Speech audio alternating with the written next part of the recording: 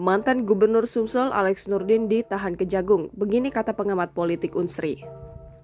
Ditetapkan dan ditahannya Gubernur Sumatera Selatan periode 2008 hingga 2018 Alex Nurdin oleh Kejaksaan Agung Republik Indonesia dalam perkara dugaan tindak pidana korupsi pembelian gas bumi oleh BUMD Perusahaan Daerah Pertambangan dan Energi Sumatera Selatan periode 2010 hingga 2019 pada Kamis 16 September 2021 sudah menjadi konsekuensi kepala daerah.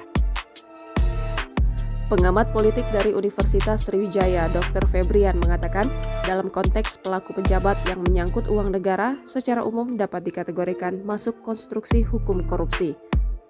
Dekan Fakultas Hukum Unsri ini mengungkapkan adanya penetapan status tersangka dan penahanan mantan Ketua DPD 1 Golkar Sumsel tersebut, penegak hukum pastinya sudah memiliki dasar dan bukti yang jelas.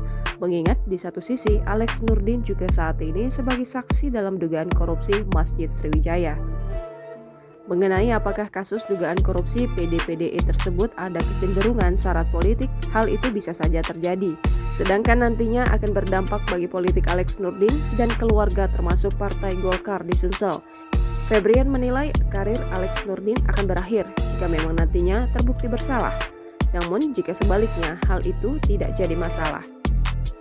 Hal senada diungkapkan pemerhati politik Sumsel dari Forum Demokrasi Sriwijaya, Bagindo Togar menyatakan empati yang terjadi pada Alex Nurdin saat ini, mengingat beliau adalah tokoh besar Sumsel dan selama ini memiliki jasa besar untuk memberikan perhatian kemajuan pembangunan di Sumsel.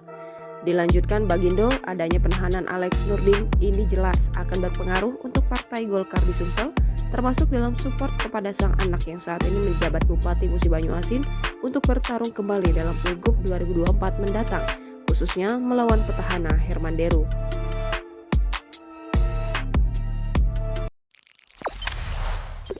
Jangan lupa subscribe, share, komen, dan like ya!